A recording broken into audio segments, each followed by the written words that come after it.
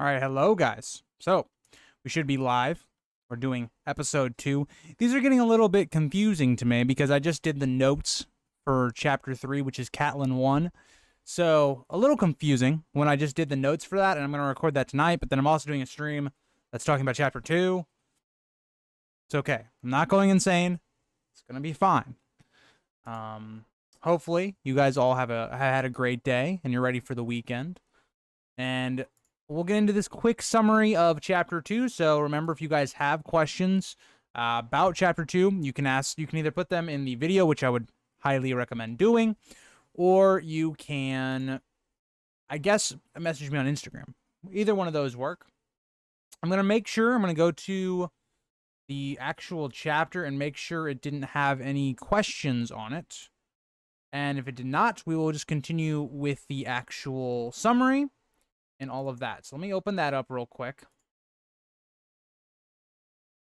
So Hugo notes, and this is something that I want to talk about at the very beginning of this stream as well, is that Bran is a very weird first POV. Because Bran in this chapter really isn't the main he's not the main character. He is the POV, but he's not really the main character, right? I don't know if that was playing for you guys. Sorry if it was. I thought I had it paused. But he talks about how there's this whole idea that Bran is really just a character that we observe other characters through. So whether that's us observing Robb and Jon's dynamic, or observing Ned as a character, or hell, even Theon to some degree, we really don't focus a lot on Bran's internal conflict. Like, even when Bran is contemplating what he's seen with Ned beheading Garrett, we don't actually see any of Bran's thoughts. So it's one of those weird POVs that will define Bran, I think, throughout the entire series, where we don't see actually a lot into Bran's head. It's more like Bran is there to show us other people or to show us other events that eventually happen. So that was a good thing I wanted to point out from Hugo, because it's something I want to set the stage for the actual chapter. Zach also asked the question, because chapter 2 is very much heavily influenced, or not heavily influenced, but it's heavily talking about the differences between Robb and Jon. A lot of people have taken a lot of different moments in this chapter as evidence for Ned and Ashara. Zach asks, what is the purpose of Jon being Ashara's son? This is something I have always asked when talking about Ashara being Jon's parent or mother. I don't see really what the big thing would be there. Is maybe because then he would get the Sword Dawn. I don't know. I don't think it adds a ton to Jon's story, really. I think, and things I talked about in this chapter, if you guys look at the long version, I would very much watch the long version. There's more things that I think point to him being a Targaryen, or things that people think are for Ashara, but they're really just things that happen in this chapter because it's how the chapter has been going. So one thing we'll point out when we look at the end of this chapter will be that Ghost's eyes are the only ones open out of all the direwolf pups. And I've always taken that as, if you look at this chapter, Jon is the one that kind of has his eyes open, right? He's the one that's a bastard. He's the one that's seen the world differently from a lot of his brothers or his sisters, her half-brothers, half-sisters, whatever. He is the one that's kind of seen that, where Robb is kind of living in this fantasy world almost, and is still all fun and games, while Jon is very serious, very different. That's all how I've always viewed that, but some people take that as a bit differently. Any other comments I want to... So Larry also commented on one of my things I said in the video, or the chapter, was that Ned has an approach where it's very hands-on when it comes to death. Right? Also, hi Matthew, and hi Kong as well. And hi everybody else that was in the chat before I started the stream. Is that Ned does not want his children to become immune to death. And what I mean by immune to death is the idea that because you're the one that you're just basically like, yeah, just have somebody take his head off, right? You're not the one doing it. You become very immune to killing, right? You're okay with having other people do it because you're not seeing it. You're not watching it happen. And someone else is having the blood on their hands. Hi, Young Wolf, by the way. And Larry points to what I started to say in the video, was the French Revolutions, where it was a system where if you were against them, or you were kind of being suspicious. I don't know the exact details of the French Revolution. It's just something I point to. Is that the guillotine became the major source of people dying, right? And how Larry puts this is it became a great symbol of the blindly came back and around to include, I don't actually, never mind. But basically Larry was agreeing with my idea that the guillotine made death a lot easier for people. They didn't have to look the person in the eye and kill them like how Ned has to do in this chapter. And that's Ned's whole point to Bran that we'll talk about later on in this chapter. But those are all the comments and or questions that I wanted to look at from the video or the chapter actual rereading. So this one, again, this is always going to be just a shorter version of that. It's just going to be kind of cut down. We're not going to focus as heavily on it.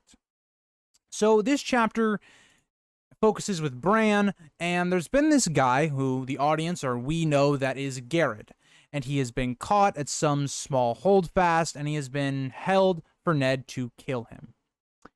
And the reason he kills him is because he's a deserter. As we learn, the watch is kind of forever. You can't just leave the watch, right? Once you take that vow, there's no leaving, right? And a lot of things have been built up in this chapter and also the last chapter that the Night's Watch is not a great place. Like, it's very corrupt. It's very, not very, but it's a very tough lifestyle. And these are all things that you would think Jon should be picking up, because Jon will later on in these chapters try to rationalize why he should go to the Night's Watch. It's really not all that's it's being built up to. And that's something that should be very apparent. Thoughts on Theon kicking the head? As I mentioned in the chapter review, really shows how much of an asshole he is. Even Jon says that he's an ass. Because you think about it, like, I get it, Theon doesn't understand what Garrett has been through. But us as the audience, we realize this man has given his entire life to the watch, or to the wall. He has, you know, taken frostbite where he's lost his ears, he's lost a finger. He's lost a lot in the service of the realm. And he's also seen his, not really his friends, but his brothers die at the watch, beyond the wall to the others. He didn't really see it, I would assume. But he kind of thinks that, and he's traumatized. This chapter is mainly a character building chapter for everybody except for Bran. Theon gets a little bit of that, and we see him as kind of the arrogant kind of prick that he is early on in the book series. But yeah, and also, yes, industrial death is kind of the words I was looking for there. But we have this party of people going to witness this death. Bran is going because Ned sees it fit that Bran needs to watch this. And this should show you how much of a different world they're living in. Bran is 7 years old and is expected to not only watch someone get beheaded, but not react to it and just act like nothing happened. I mean, think about psychologically what that would probably do to someone nowadays, right? Like, if it is a very interesting concept of how death works in this world. And Bran is 7. And we'll talk about it even in the next chapter, because I just got done writing down my notes, where Ned utters in the next chapter, "Catelyn, you would have been proud of Bran. He did so well." And it's like, Catelyn should be proud that he watched a guy die and then, like, had no sympathy or anything. Like, that's the kind of rough world we are in this place. And kids have to grow up much quicker. Just look at Robb. Robb is someone that has to come to power and take over the forces of the North very early in his life. And there's drawbacks to that, as we see later on. Also, the symbolism and foreshadowing of the stag killing the direwolf. Yes. And this is something I never noticed, I guess. Maybe I just looked over it, but nobody really seems to pay attention to that. Like, except Catelyn. Catelyn in the next chapter, right, when Robert basically announces that he's coming north, Catelyn says, or she doesn't say to Ned, right? Ned is really happy about Robert coming north. But Catelyn thinks, hold on. Didn't we just see, like, an antler or whatever stuck in a direwolf's throat that killed it? Is that not some symbolism, foreshadowing? Even Catelyn thinks that in the next chapter. So it is interesting. Now, I want you guys to let me know what you guys think about this one, but I think you can take the symbolism and the foreshadowing of the stag in a couple ways. I mentioned this in my rereading as well, but I'm interested to see what you guys think. Do you guys take the stag being Robert, that by him dragging Ned south, he is the one that ends up getting Ned killed? Or do you take that as Joffrey? Now, the problem with Joffrey is he is a fake stag. He's not really, he's a lion, right? Because he's Jaime and Cersei's. So who do you take the stag as being? Would you say it's Robert? Or would you say it's Joffrey? Or would you say it's somebody else? Or Bloodraven or Bran trying to warn Ned not to go south? I think so. I mean, because if you think about the major thing that convinces him to go, it's Catelyn. Catelyn's the major person that convinces him to go. So I think probably, and something I'm going to talk about in the next rereading, is it's made very much apparent that the further south you go, Bloodraven, or I guess Children of the Forest, the old gods have less and less power, because the hard trees have all been cut down. So I think you would want Ned to be in the north. Always seen it as Robert. I can see that. I think that's how I take it as well. But I definitely think you could maybe point to, oh, well, Joffrey's the fake stag, so maybe you could go that way with it, but I don't know.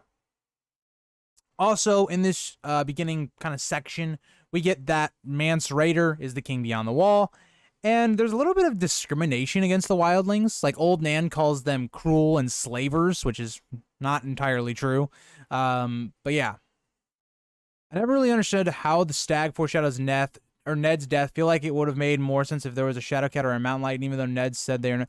So I think the way I take that as, Matthew, is, again, both ways I kind of said, but if Robert had never, asked Ned to be Hand of the King or anything like that, Ned would have never gone south and gotten himself involved in politics that were just kind of above him, really.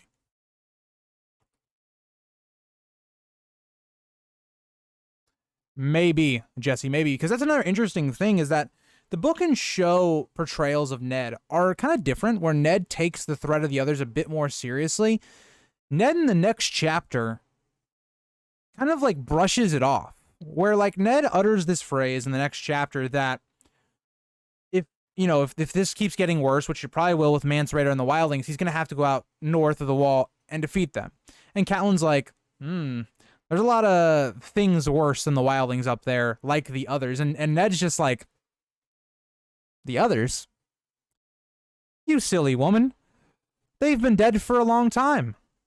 So it's interesting the way that's kind of been changed a little from book to show. I kind of like the way the show did it, where it's like, Ned doesn't fully believe the others are back, right? Or that they are alive or anything. But he's a little bit more accepting to it, but yeah. Hi, Casper. So, that's really what the first page of the chapter kind of establishes. And we kind of understand that Bran is really an impressionable kid. He's very much trying to be like Rob and Jon, trying to be brave, seeing that this guy is going to be killed. He's just trying to not basically cry.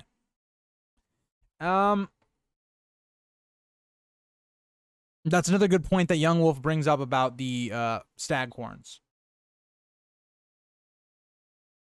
Also, we get a lot. This chapter's a lot of world building, as much as it is actual storytelling. We get things like the Stark Banner's description. We get how Ned looks. Ned is very interesting because Ned very much gives off the vibe that he's a 35-year-old, which is fairly young. That's not super old, but he appears very old, which is something that's very interesting. And to me, it shows, I think it's a very good description of Ned, because it shows that Ned in his 35 years of life has gone through a lot. He has had a lot of stress on himself, and he hasn't really had a lot of time to rest. And another thing that I think is interesting is how Ned is as a person, how Bran describes him, where Ned is very much two different people. In public and around his lords, he's the Lord Ned, and around his children, he's more loving and more of a father. Very similar to what Robb will become, or even Jon. If we look at Jon later on when he becomes Lord Commander, that's kind of how he is as well. Hi, 1337, by the way. How are you?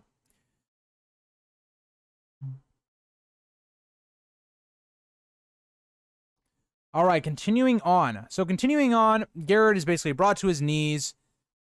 Ned kills him. And yeah. Now, what I think is crazy here is ice is a super large sword. Like, it's taller than Robb at this point. Robb is 14. Okay, so Robb's not coming to his full height yet. But you would have to assume Robb's at least, what, 5'5" at this point at least? At least? And you're telling me this sword is that big? And then it's also described as like, its like width is like larger than your hand. That is crazy. And like, it makes so much sense as to why Tywin's like, this is just impractical. Because the sword is just impractical. It's basically just a ritualistic type sword. But could you, okay, I mentioned this in the rereading as well. Could you imagine the mountain with ice?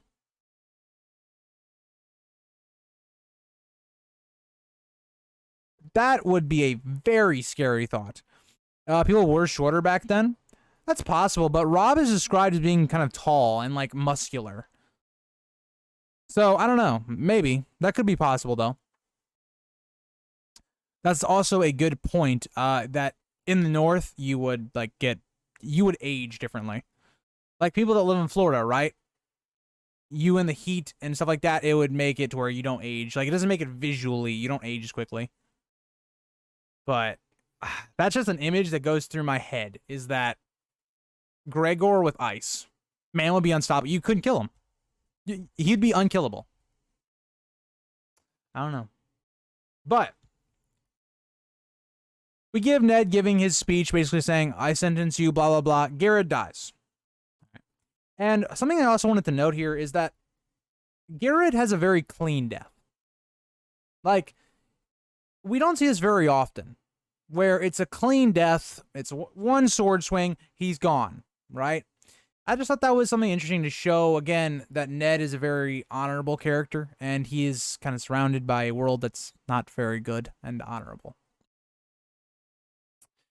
So then, you know, Jon tells Bran, don't look away and all that, and we get a very nice, colorful description of Garrett's death. George loves doing this. Like, he describes, like, food a lot. We haven't really seen that yet. But he describes death so colorfully. Like, this man just... he just goes into it. And, yeah. The mountain with ice would have... I agree. And exactly how Ned dies, this is correct. I will say, though, it is a bit different in the way that it's not an honorable death, really. Like, it's a good, clean, like, one sweep and he's dead, but the circumstances are very different, which I guess you could maybe look at this scenario as, should Garrett really have died for this? Like, yes, he made a vow, but the dude obviously has seen some shit. He's given 40 years up of his life. Like, did Garrett deserve to die in this situation? Don't know. But also, what I think is interesting is that as people are, like, looking at Garrett, Jon should be thinking in the back of his head, this is what 40 years at the Night's Watch does to a person?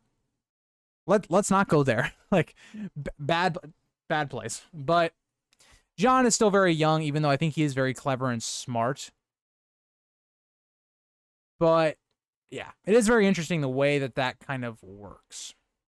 So they then start to kind of have their ride back. Now, this is what I think is very interesting about the chapter, is in a lot of situations later on in the future, we would have gotten some reflection here where Bran would have been thinking in his head, wow, that was kind of spooky. You know, this or that, and his emotions. We don't see any of that. It just cuts to Bran kind of contemplating, and then Ned just pops up, right? And there's some other things that happen before Ned pops up. We get Robb's description, and what's interesting here is how different Robb and Jon are. Robb is very muscular. He's very big look. Like, he's very, like, how would you call it? What would you call the mountain? Like, he's very, like, intimidating, I guess. His physique is more intimidating. Whereas Jon is a bit more slender. Like, Jon is still, like, he has muscle and stuff like that, but Jon is much more of a slender type of guy. And this reminds me a lot of kind of how a Targaryen would be described. Like, if we look at Viserys is kind of described in the same way in the first Daenerys chapter. It is interesting to look at that.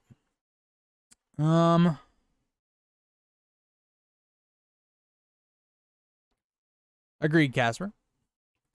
It is ironic how Arya becomes the killer. That's true. Matthew thinks he deserves to die. All right, fair enough. But yeah, so we get a lot of that back and forth of how Robb is this way and Jon is the complete opposite. Like, that's a lot of kind of what is going on there, which is really interesting.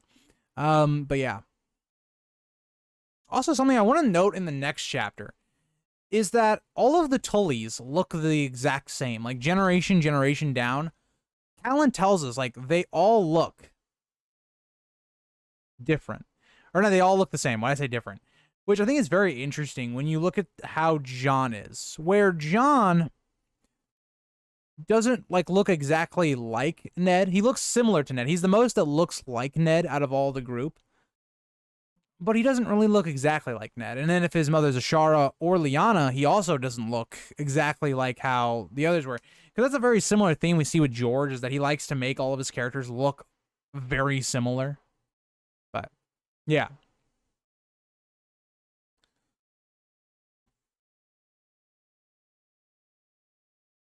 And then that will kind of get us to, they have this little race. So that's kind of what leaves Bran alone. But there's this little race where they're just kind of going to go over this bridge, whatever. They'll find the dire. Right? And again, we know the differences between the two. Robb is kind of enjoying himself while, or sorry, I don't know if I said Robb or Jon, but Robb is the one kind of enjoying himself, making it, you know, just for fun. Jon is serious. He's trying to win this. And that is the interesting part of that. Again, showing their kind of their dynamic. And so Brett is, or not Brett, I said one of my friends, I'm struggling with words here today, but Bran is basically riding alone for a little until Ned sneaks up on him. And I think it's very interesting because Ned is, you know, he's a pretty big dude. He's literally the Lord. You know, you shouldn't really ever be snuck up by Ned, but Ned, sticking to his quiet wolf persona, sneaks up on Bran. And what's going on here is Ned is basically testing Bran. And we get one of the best lines, right? Is that, can a man still be brave if he's afraid? And Ned's response here, and it's one of my, it's personally, I think, one of my favorite quotes of the entire series, is that that's the only time a man can be brave. It's a really great line, and it speaks so many volumes to Ned's character, and especially what Arya will go through. If you think about Arya's whole story, a lot of this is basically what Ned just said, right? It's where Arya has to be brave. She has to find courage in times of great fear and scaredness. And she even learns this through Syrio, but Ned has probably instilled that within her as well. And that never really was the question, but Ned wanted to know from Bran, why did Ned have to do it personally? And we find out the Starks are very old-fashioned. They do it the old way. And we even talked about this at the beginning of the stream, that Ned does not want his children to become immune to death. And he wants it to where, again, very similar to Lord of the Rings, where Gandalf is telling his speech to Frodo about why Gollum wasn't killed by Bilbo and why Bilbo stayed his hand. Because if you can't look the person in the eye or whatever and kill them, maybe they don't deserve to live or die. And controlling someone else's life to take it or not take it is a lot of power, right? That can go to your head, as we see a lot of times throughout our own history. And that's really what the main part of what page 16 is about. And all that. And this page ends with Jon telling them that Robb has found something, which is going to be the direwolf. So I want to point this out, especially because it's a major piece of evidence people like to use in Ned and Ashara, and I just think it's a very irrational thing. It's a very big stretch for the Ashara theory. Is that Ned says, "Come, let us see what mischief my sons have rooted out now." You guys have to think, especially when you go to Ashara theories or whatever. Ned has had baby Jon, or had him basically as a son, and has to pretend that he is his son his entire life. Do you really not think 14 years of playing the role of you being this... Let's say he's not even playing the role, right? Of course he's going to say, "my sons." Why wouldn't he? Maybe it's different if Ned, like, is thinking it in his head. But obviously he's going to say his sons. Everybody here thinks that this is his son. I don't know. I just think that was, like, it's a really odd thing people, like, pick up on for Ashara evidence, which I just think is really weird. So then we go to the direwolf mother, and like we talked about in stream, so I won't go too much into it. There's this direwolf that's dead. Kind of has like an antler stuck in its throat, and that's how it has died. It's kind of major foreshadowing to later on with Ned's own demise. If you even want to go further, you could say maybe Rob's demise as well. But I don't know if I'd go that far. And a lot of page 17 focuses on people's initial shock, because again, a direwolf has not been spotted in 200 years. It's quite a weird thing. And that's really what page 17 is really all about. Exactly, Matthew. And this is what I'm talking about. Like, think about it if... Let's put it in a different perspective. Right? Let's say that your girlfriend, right? You start going out with this girl, and she already has kids. And you eventually just come into that kind of the father role for these children. Even though you're not the actual father, you become a dad to these children, and they become a kid, your own kid to you. Right? So, to me, that's what that's kind of talking about. Not, I don't know. It's an interesting idea. That means Cregan Stark had a direwolf? I would not go as far as that. It's just there hasn't been one seen in 200 years. Also, there are 5 pups. There will be a 6th later, as we'll talk about later. Again, very obviously that this goes to the 5 Stark children. And let's see, what else do I have in my notes for page 18? We have the little how the direwolf died, which we already talked about. But what I love here is that there is this sense that there's fear over the party. For no real reason. The direwolf is dead. Nothing to really fear here. But it's that idea of foreshadowing. It's something George R. Martin does really well, that he sets up things books before, or even a whole, like, the very beginning of the book is foreshadowing the end of this book. So it is interesting.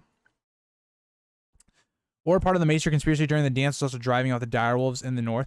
Could be very possible, possible. What a word did I just speak? Just because the direwolves are inherently very magical. So that could be possible. Now I think what is interesting here is that this wolf, right? It is said that maybe the direwolf gave birth to these pups after it was already dead, or while it was dying.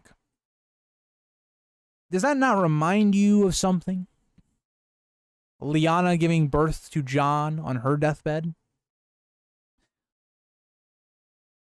I'm just saying, there's a little bit more parallels between that and the Targaryen that Jon probably is than Jon being a Dane. I don't know.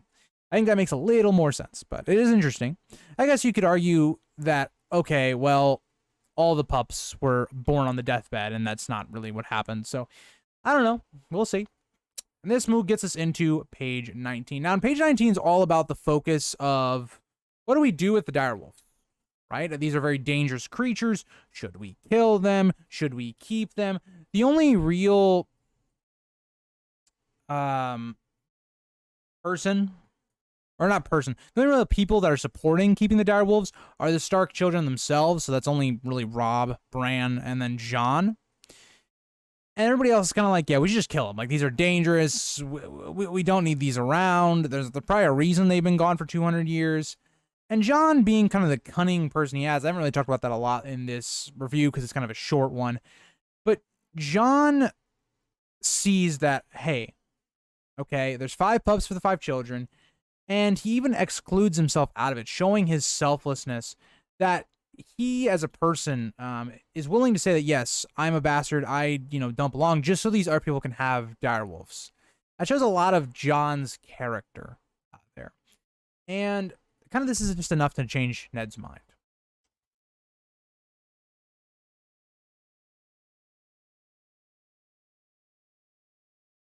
Agreed, Matthew, in the chat.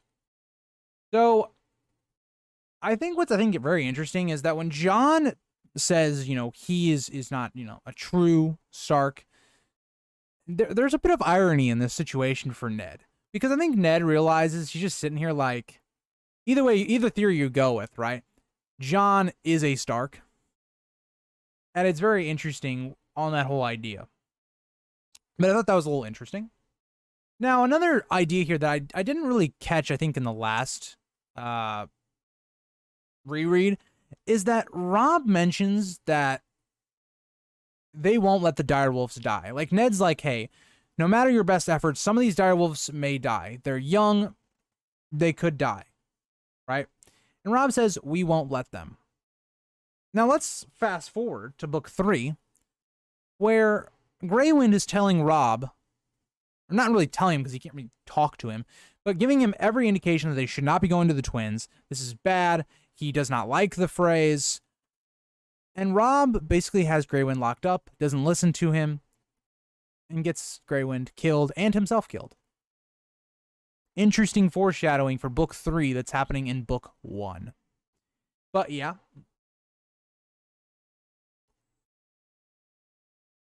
That is a good point, Jesse, is that Jon is quite a smart character in this book. Now, again, he has his faults. Like, Jon, if he was older, would probably understand how bad the Night's Watch is. Jon, just in his head, I think, has put the Night's Watch on a pedestal to where he's getting all these signs that the Night's Watch is not good for you, but he's ignoring them. It's kind of like maybe a girl you're going after or girl or a guy, whichever, that you're going after, and you see all the red flags, but you want it to work so badly that you ignore them.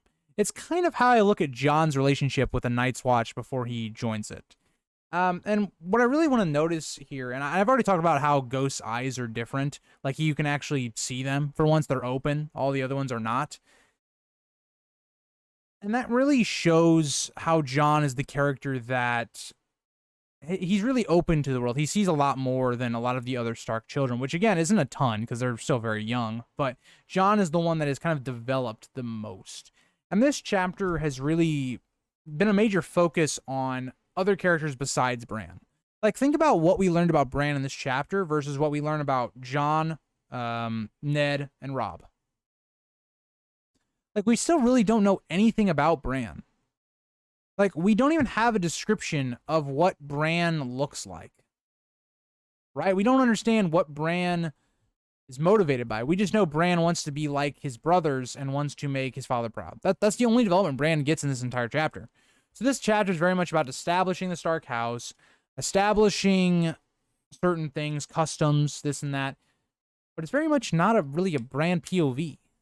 Right? Where, like, if you think about Catelyn's POV in the next chapter, it goes a lot to establish her character. Dany's POV does a lot to establish her character. This one really doesn't do anything to establish Bran's character, which I think is very interesting. Do you think Bran will end up king in the book? So I think that was the original plan of George's. I still think he's going to do it, but I think he might change maybe how it happens, because I think that definitely was something that George probably thought. It's a really George ending where Bran, who's been inflicted with all the powers of the children of the forest and is probably not even Bran anymore, takes control of the kingdoms, where it's a very good and bad ending for the story. But yeah, also thank you for stopping in, Young Wolf. But that will basically be the end of the stream. That is the end of the chapter. These streams will always be kind of shorter ones. But yeah. Yes, that's another idea, Matthew, that Benjen is in the Night's Watch as well. And Benjen doesn't really do a whole lot to, like, tell Jon what he's getting into, which is interesting. But thank you guys all for watching this short little stream, and I'll see you guys all in the next video or stream. Also, guys, Aemond Targaryen video will be up tomorrow. I think it's one of the better videos on the channel. It's probably been one of my favorite videos to record. Hope you guys like it. It'll be up tomorrow at 7 U.S. Central Time. Yep. Thank you guys all.